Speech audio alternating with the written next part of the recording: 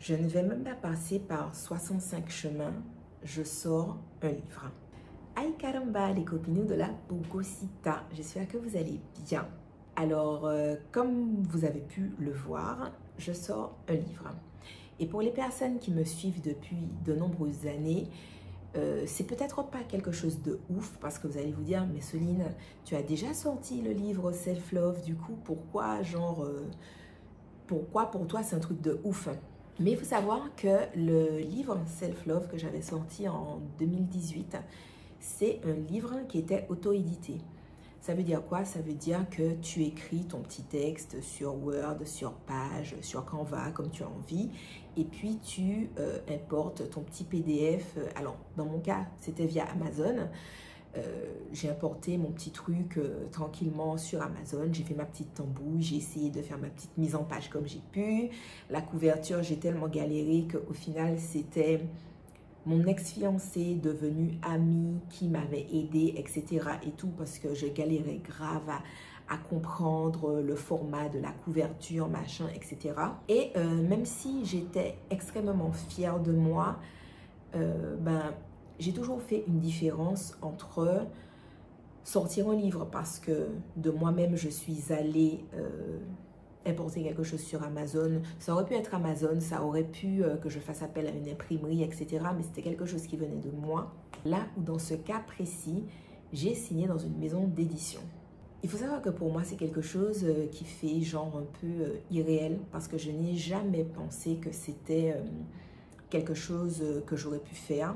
C'est vraiment un rêve de petite fille parce que j'ai toujours voulu écrire un livre et quand je pensais au fait d'écrire un livre, je ne pensais pas au fait d'aller par moi-même, aller faire des petits trucs. Voilà, il y avait toujours ce rêve de la maison d'édition, ton livre qui est publié, machin, nanani, nanana, ce genre de choses-là. Et étant donné que pour moi, c'était un truc que c'était pas envisageable, j'ai jamais pensé qu'une maison d'édition me contacterait. Quand j'en parlais avec Myriam, je lui avais parlé du fait que via Amazon, on avait la possibilité de participer à des concours de manuscrits.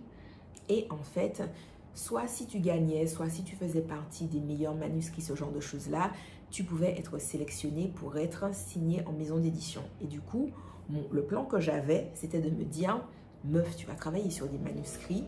Et puis peut-être qu'un jour, on ne sait jamais, sur un quiproquo, on ne sait pas. Peut-être qu'un jour, ça va passer et puis que tu vas gagner et puis qu'une maison d'édition va te signer, etc. Donc, pour moi, c'est vraiment quelque chose de dinguissime. Je sais que quand on n'a pas forcément le rêve d'être signé dans une maison d'édition, on peut ne pas comprendre. Et du coup, l'analogie que j'ai trouvée, c'est la passion du foot. Genre, je me dis, imagine, tu as Gilbert, tu vois, qui est un passionné de foot. Mais il se dit, il n'a pas les capacités, genre, on ne va jamais le prendre dans un club, tu vois. Du coup, il monte sa petite association, il a ses joueurs, ils font des matchs avec d'autres équipes, etc.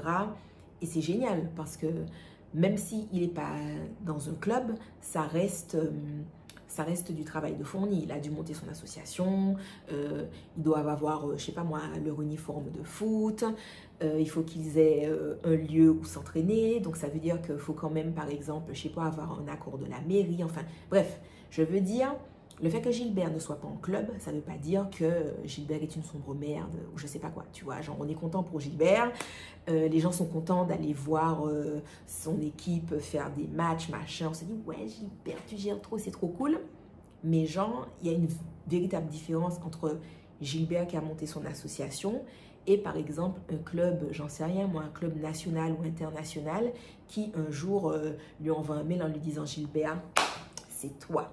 On t'a vu là, toi, on s'est dit, maman, c'est toi qui as le potentiel, Gilbert. On veut te signer, ok, l'entraînement commence, machin, nanani, nanana. Parce qu'en fait, comme je sais que beaucoup de gens s'en foutent un peu de l'univers des livres et de l'écriture, quand j'en ai parlé autour de moi, autant il y avait des gens qui étaient maxi contents, autant il y a des gens qui m'ont félicité comme si je leur avais dit que j'avais gagné 1 kilo de riz chez Carrefour, vous voyez? Et je trouve vraiment que quand je fais l'analogie avec une différence entre le petit mec qui fait son petit club de foot de son côté et puis être signé en club, tu comprends le côté dinguissime de la chose, tu vois. Donc, c'est incroyable pour moi. J'ai déjà énormément pleuré. Alors, de joie, oui, mais aussi parce que ça me faisait très bizarre de vivre cette expérience-là sans Myriam, étant donné que ben, c'est avec elle que j'avais parlé de ça. J'avais jamais parlé avec d'autres personnes du fait que j'étais contente d'avoir sorti Self Love, mais pour moi, c'était pas pareil. Vous voyez, c'était pas pareil. Donc, c'est vraiment un rêve oufissime que je réalise. Et même pendant les étapes de parler avec les personnes qui regardent un peu mon manuscrit, les illustrations, ce genre de choses-là, à chaque fois j'avais genre trop peur qu'à un moment donné on me dise mais Soline c'est bon, t'es trop chiante, t'es trop relou finalement, c'est vrai qu'on a déjà signé le contrat mais finalement c'est bon, on te désigne parce que meuf t'es trop chiante et tout. Tellement dans ma tête je me disais mais genre alors ils se sont dit genre toi là ok meuf, chaud, vas-y, on y croit, on croit en toi et tout. Dinguissime. Donc déjà, je voulais vous annoncer cette nouvelle-là et forcément vous parler. Alors, je vais vous parler du livre, mais je vais d'abord vous parler de ce qui m'a amené à l'écriture du livre. Donc forcément, ça va me faire rentrer dans des détails peu glorieux, comme vous pouvez le deviner, qui font écho à la vidéo un peu où je raconte tout ce que vous avez raté dernièrement dans ma vie, donc notamment la première partie étant le mauvais. Je sais que tout le monde ne me suit pas forcément sur Instagram, tout le monde ne me suit pas forcément sur mon canal et même les personnes qui me suivent ne me suivent pas forcément de façon assidue pour dire « Oh, j'ai vu tous tes posts, j'ai vu tous tes trucs, machin, etc. » Et du coup, en fait, il faut savoir que quand j'ai vécu la rupture avec le géniteur de mes enfants, ça n'a pas été une rupture genre négative, si on peut dire ça comme ça. Ça a été une conversation entre deux adultes matures, de moi qui ne me retrouvais pas dans le couple. Comme on travaillait ensemble, je ne me retrouvais pas non plus dans la façon dont on travaillait, etc. Et je trouvais que c'était mieux de se séparer. Et tout. Et même si en face c'était plutôt genre mais non il faut qu'on réessaye machin nanani nanana, ça restait des discussions très pacifiques, tellement pacifiques que dites-vous que quand il y a eu la rupture, à cette époque là j'étais abonnée à un, je sais pas comment ça s'appelle, un site qui s'appelle Mindvalley, sur lequel il y a beaucoup de programmes de développement personnel, etc. et tout et tout. Et sur ce site-là, il y avait un programme sur la séparation en pleine conscience. Et dites-vous que quand il y a eu la séparation, moi je me disais mais c'est trop bien, on va faire le programme de séparation en pleine conscience, on va traiter nos émotions, etc. Et au final, on va gérer la situation de coparenting de façon mais super bien, on aura une famille vraiment trop saine, etc. Ou genre même si les parents se sont séparés, ça se passe mais trop bien, etc. et tout et tout. Et puis des choses ont commencé à s'accumuler négativement, comme vous pouvez le deviner, mais des choses qui étaient négatives mais qui faisaient plus genre l'autre est un peu vénère de la séparation. Mais ça faisait pas, on n'était pas au stade forcément de violence conjugale. Donc les choses se sont accumulées jusqu'à ce que ça commence vraiment à devenir chaud. Et en fait, le déclencheur, on va dire, de tout le chaos a été la mort de ma petite sœur. Ça a été quelque chose d'extrêmement traumatisant pour moi parce que, si vous voulez, on est passé de on prend rendez-vous pour aller boire un latte ensemble et un cupcake dans un coffee shop qu'on avait trop envie de tester depuis des mois, au compagnon de ma soeur qui m'appelle pour me dire Myriam est dans le coma, il faut que tu viennes, etc. Et le lendemain, c'est fini, elle n'était plus là. Encore aujourd'hui, c'est quelque chose qui est très particulier pour moi parce que ça s'est fait tellement rapidement, vous savez, que voilà, ça a été vraiment extrêmement difficile. Sauf qu'en fait, le fait qu'elle parte de façon aussi, aussi soudaine, c'est comme si ça a réveillé une espèce de feu chez moi. Parce que je me suis dit, ma petite sœur est partie et genre, elle est partie, elle n'a pas réalisé ses rêves en fait. Parce qu'on se disait, on va le faire plus tard, on va le faire après. Et je me suis dit, elle est partie et elle ne l'a pas fait. Alors moi, je vais arrêter de me concentrer sur les trucs du quotidien avec le géniteur de mes enfants qui me fait chier, etc. Et je vais commencer à travailler pour réaliser mes rêves. Au décès de ma petite sœur, savoir que je n'ai pas pu me rendre à son enterrement. Alors déjà, je n'avais pas forcément l'argent pour prendre un billet d'avion, mais j'ai une amie qui m'a payé ce billet d'avion.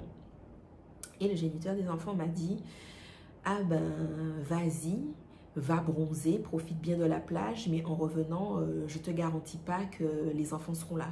Et je me suis dit, je viens de perdre ma sœur, je ne peux pas perdre mes enfants en fait. Genre c'est super bon. J'ai mes enfants, c'est toute ma vie, je peux pas perdre mes enfants. Donc je ne suis pas allée à l'enterrement de ma petite sœur. Après ça, comme je n'étais pas la seule de ses proches qui n'avaient pas pu prendre un billet d'avion pour aller l'enterrer, des amis à elle sont venus. C'est un peu comme si on avait fait un moment où on a parlé d'elle, de choses qu'elle disait ou qu'elle faisait, qui nous faisaient rire, etc. Et le géniteur des enfants a pris ça extrêmement mal et il m'a dit la prochaine fois que des personnes viennent ici, je vais écraser leur tête sur le parquet et même si les enfants voient ça, je m'en fiche. Donc à partir de là, j'étais assez réticente au fait de recevoir des amis, des choses comme ça parce que j'ai pas forcément envie d'être la cause de la mort de qui que ce soit. Mais en fait, au lieu de me laisser abattre, j'ai toujours trouvé des solutions. C'est-à-dire, si je commandais des courses en drive et qu'ils n'allaient pas les récupérer, j'ai eu la chance d'avoir des amis qui ont récupéré les courses pour moi.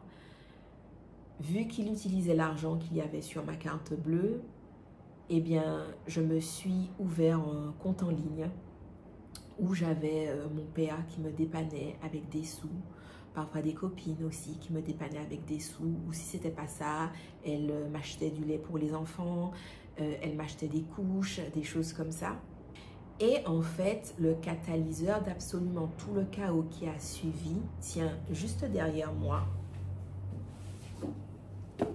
C'est ce petit journal qui n'est pas forcément grand-chose, mais un petit journal dont je suis extrêmement fière.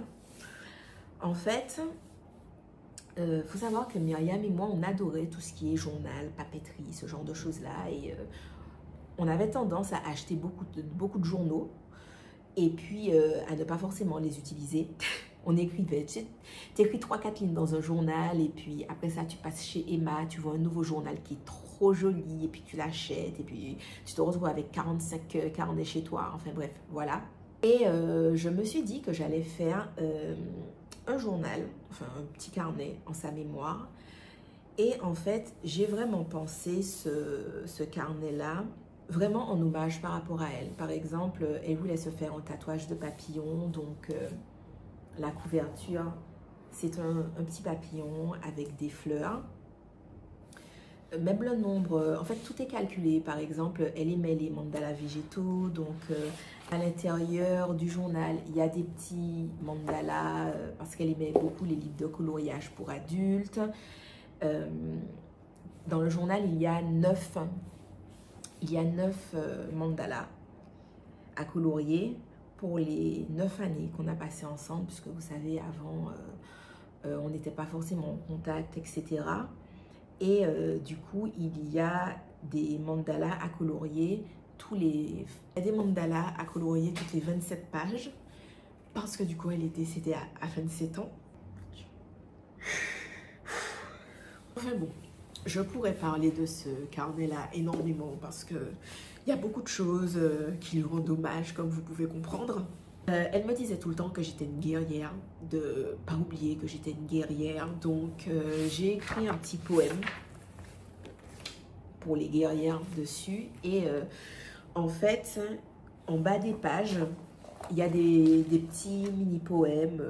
Par exemple, celui-là, il dit « Chaque matin, rappelle-toi avec ferveur que tu mérites joie, amour et douceur à une guerrière qui n'était pas traitée à sa juste valeur. » Par exemple.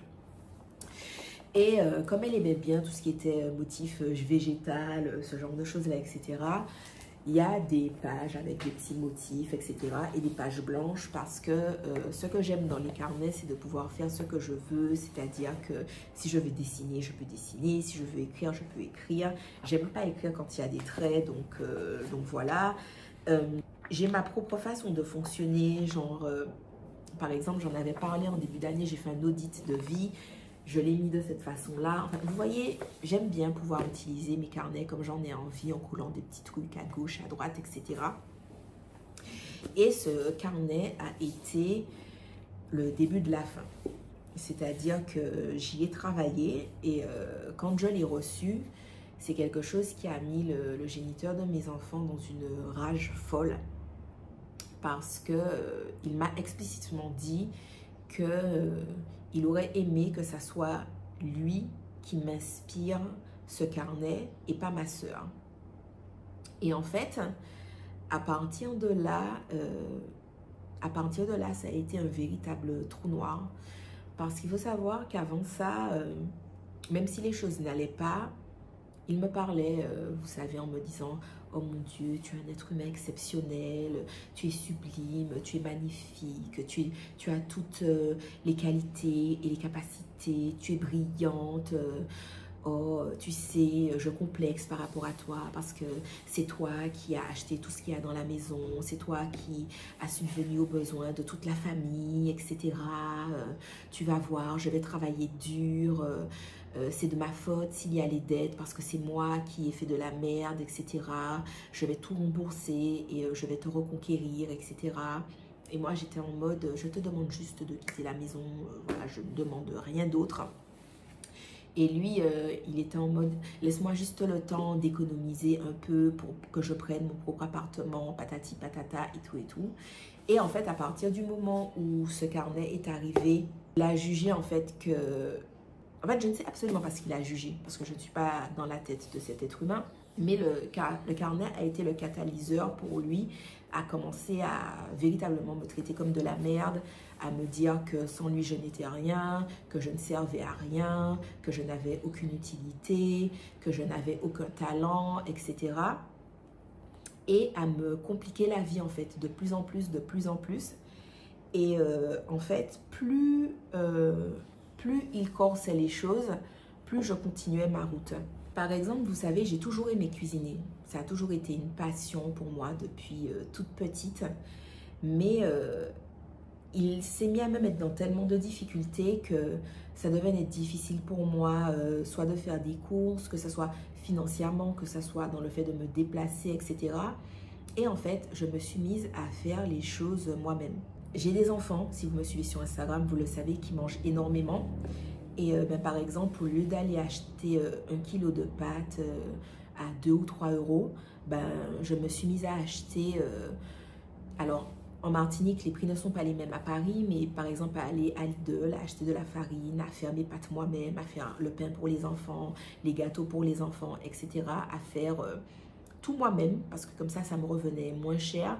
Et comme la cuisine a toujours été une passion pour moi, ça combinait les deux, si vous voulez, de faire quelque chose qui me fait plaisir, de faire quelque chose qui réduit mon anxiété, en même temps de faire quelque chose qui est plus rentable pour moi financièrement, aussi quelque chose qui me faisait plaisir dans le sens où, en tout cas pour moi, c'était quelque chose de gratifiant de me dire, je donne à manger à mes enfants, mais par exemple, j'ai fait les pâtes. J'ai fait le beurre qu'il y a dans les pâtes. Enfin voilà, je ne sais pas si vous voyez ce que je veux dire. Et du coup, ça faisait que peu importe les choses qu'ils pouvaient faire pour me compliquer la vie, je fonctionnais dans la maison comme s'il n'existait pas. Et voilà, je ne le calculais pas. S'il essayait de lui parler, je lui demandais de ne pas m'adresser la parole, etc. Et régulièrement, je lui redisais, c'est quand tu veux pour t'en aller, il faut partir, monsieur. Enfin voilà, c'était assez compliqué.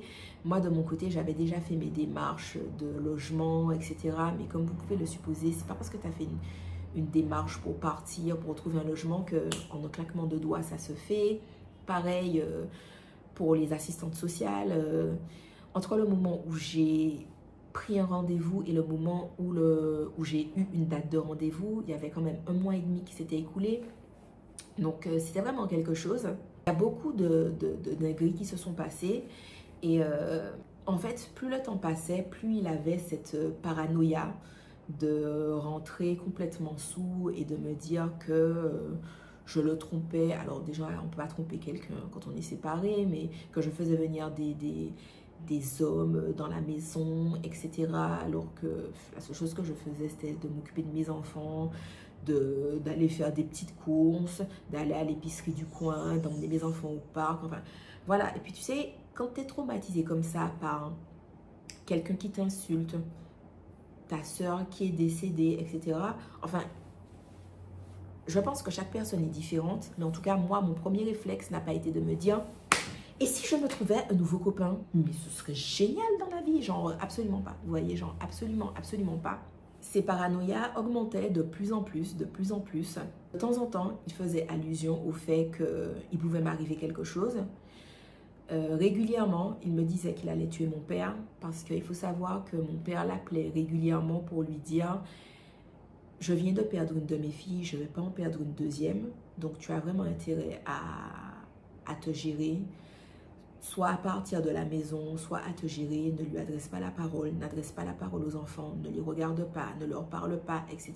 Parce que j'ai déjà perdu une fille, je ne vais pas en perdre une deuxième. Et donc, il parlait à mon père très gentiment, vous savez, en mode « Ah, mais pas du tout. Non, vous savez, c'est Soline qui affabule un peu parce que moi, vraiment, Soline, c'est toute ma vie, c'est la femme de ma vie, c'est l'être humain le plus exceptionnel qui soit, etc. Jamais je lui ferai du mal, jamais je ferai du mal à mes enfants, etc. Et tout et tout. » Et puis, quand il avait raccroché, il venait me dire qu'il allait le tuer, etc. Enfin bref. Et est venu le jour fatidique, en fait, où il est rentré un matin, où, en fait, il m'a dit qu'il allait tuer mon père et moi de profiter parce qu'il me restait 72 heures. Ça a été quelque chose de très particulier pour moi parce que j'ai eu très peur, même pas forcément pour moi, mais plus pour mes enfants. J'avais peur que mes enfants grandissent en pensant que je les aimais pas ou en pensant que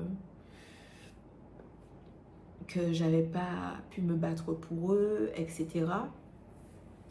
Grâce à ma famille qui m'a contactée, j'ai pu partir, comme je vous l'ai dit, au milieu de la nuit, en mettant nos affaires dans des sacs poubelles. J'ai pris tout ce qu'il fallait pour les enfants et les choses pour moi, je me suis dit, on n'en a rien à foutre. On n'en a rien à foutre, franchement. J'ai pris les choses pour les enfants et puis j'ai pris mes courses. Je suis partie avec toutes mes courses parce que pour le coup, ben, je venais de les faire en fait. Je venais de les faire. J'avais fait les courses le samedi. Il m'a menacé le dimanche matin. Et quand je suis partie le mardi soir, il me semble, je suis partie avec toutes les courses parce que je me suis dit, c'est déjà chaud financièrement. Je ne vais absolument pas laisser les courses à ce mec. Je suis partie avec toutes mes courses. Et à partir de là, s'en est suivi un peu une espèce de chaos en roue libre, où j'ai été vraiment épaulée par une cousine qui nous a recueillis, mes enfants et moi, qui m'a énormément aidée.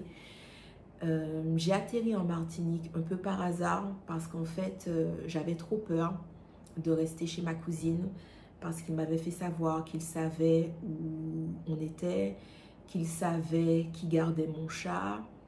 Enfin, voilà, donc j'avais juste trop peur. J'avais trop peur.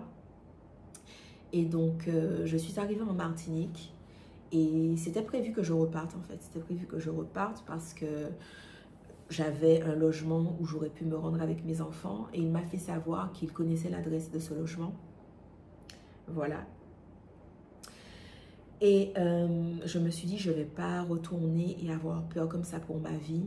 Je préfère qu'il y ait tous ces kilomètres entre nous et voilà, m'assurer à moi et mes enfants plus de sérénité. Ça a été une longue... ça a été un long combat administratif et c'est même pas quelque chose qui est terminé parce qu'il y a beaucoup de choses qui ont été faites administrativement parlant. Donc j'en parlerai après dans d'autres choses. Mais en fait, quand j'ai fait tout ce qui était humainement possible pour moi de faire en termes administratifs, c'est-à-dire j'ai envoyé tous les documents que j'ai pu, j'ai fait tout ce que j'ai pu, etc. Et puis ben, après ça, je suis dans l'attente que quelque chose se passe, vous voyez.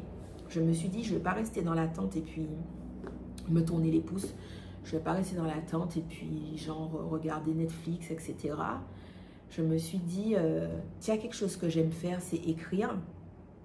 Alors, je vais commencer à écrire mon prochain livre. Et puis, je m'en fiche de toute façon de ne pas avoir de maison d'édition.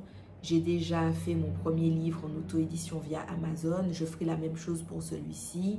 Et puis, j'avais énormément d'autres idées. Je me suis dit, pour les autres idées où je ne pense pas qu'Amazon fasse ce genre de choses-là, je verrai pour éventuellement contacter une imprimerie, etc. Et j'ai commencé à écrire. J'ai commencé à écrire. Honnêtement, hein, je crois 10 jours ou 2 semaines après avoir commencé à écrire, mais j'écrivais toute la journée j'écrivais. 2 semaines après, 10 jours, 2 semaines après, je reçois un message de ma maison d'édition qui voulait me signer en fait. Vous savez, c'est même pas quelque chose, je vais pas dire que je ne l'ai pas vécu positivement, mais ça a été une période qui était très chaotique pour moi parce que c'est la période où j'ai découvert que avant le Covid, cette personne-là ne faisait que me tromper. Enfin, parce qu'en fait, si vous voulez, l'image que j'avais, c'était que j'ai eu une histoire relativement belle qui a eu une fin tragique. Et ça a été le moment où j'ai compris en fait que je n'ai jamais eu une belle histoire en fait. J'ai eu une histoire avec quelqu'un qui a toujours menti, a toujours manipulé, me trompait, etc. Quelqu'un qui... je ne sais pas, quand je lui disais qu'il ne faisait pas quelque chose de bien dans la maison, qui allait et disait à ses amis, oh, vous savez, Soline fait ci, fait ça. On va prendre un exemple, Quand je lui demandais de s'occuper des enfants, il allumait la télé et il mettait les enfants devant la télé. Et je lui disais, mais quand je te demande de t'occuper d'eux, c'est pas faire ça, c'est peut-être leur donner à manger, leur donner leur goûter, peut-être les emmener au parc ou jouer avec eux, mais pas genre allumer une télé et puis les mettre devant la télé. Et lui, en fait, ce qu'il faisait, c'est qu'il allait, il disait à ses amis, je fais tout dans la maison, tout le temps. Et le seul moment où je demande à Soline de s'occuper des enfants, qu'est-ce qu'elle fait? Elle va et elle met les enfants devant la télé. Alors que ce n'est pas comme ça qu'on éduque les enfants. Et du coup, il y avait ses amis qui étaient là, non mais cette fille, il faut que tu la quittes. En plus, c'est tellement une faux cul. Sur les réseaux sociaux, elle est là, elle fait comme si elle s'occupe de ses enfants, elle fait comme si elle s'intéresse à ses enfants, alors que nous, on connaît la vérité. On sait que c'est toi qui fais tout. Ce qui est très drôle parce qu'il faisait tellement tout que mon premier fils ne l'appelait pas papa, mais l'appelait par son prénom. Maxi drôle. Enfin bref, donc quand ma maison d'édition m'a contactée, je leur avais répondu, mais vraiment, je ne vais pas dire que je leur avais répondu vite fait, mais déjà j'y croyais moyennement parce que je ne voyais pas pourquoi une maison d'édition voudrait me signer moi. Comme je vous ai dit, c'est même pas quelque chose qui était envisageable genre, dans ma conception des choses. Et j'ai pris du temps à leur répondre parce que j'ai réalisé ça. En même temps, j'avais beaucoup de problèmes administratifs avec la CAF, les histoires de cartes vitales, etc. Enfin, c'était vraiment un foutoir. Il n'y a même pas d'autre façon de dire les choses. C'était un foutoir sans nom.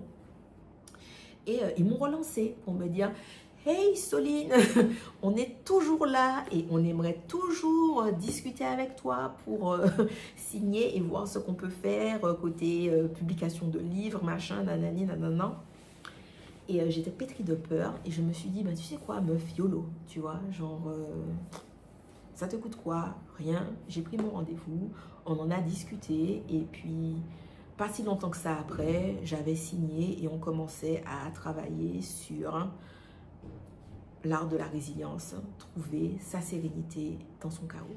C'est un livre qui résume, je ne vais pas dire qu'il résume les déboires par lesquels je suis passée, parce que ce n'est pas un livre, si vous voulez, qui a pour vocation de parler de violence conjugale, de deuil, d'agression sexuelle, de ce genre de choses-là, mais qui est beaucoup plus là pour parler de ce qu'est la résilience et de comment on peut trouver sa sérénité, en fait, vous voyez, sans que ça ne soit une démarche universelle.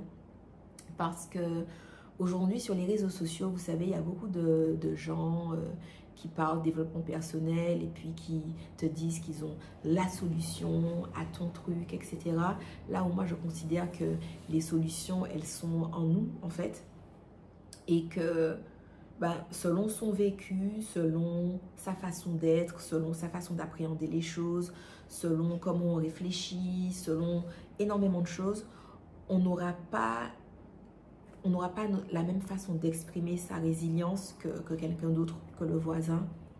Et du coup, c'est profondément un livre qui parle de résilience. C'est profondément un livre solinien, c'est-à-dire que c'est un livre où je fais des blagues, pas forcément drôle. C'est un livre où je parle comme je vous parle là, c'est-à-dire que je peux dire que à tel moment, je me suis vraiment comportée comme une sombre connasse. C'est un livre dans lequel j'ai mis des quiz pour que vous puissiez identifier où vous en êtes dans votre parcours de résilience. C'est un livre dans lequel vous allez retrouver des playlists de musique sympathiques à écouter pendant votre lecture. Vous allez retrouver des vidéos YouTube.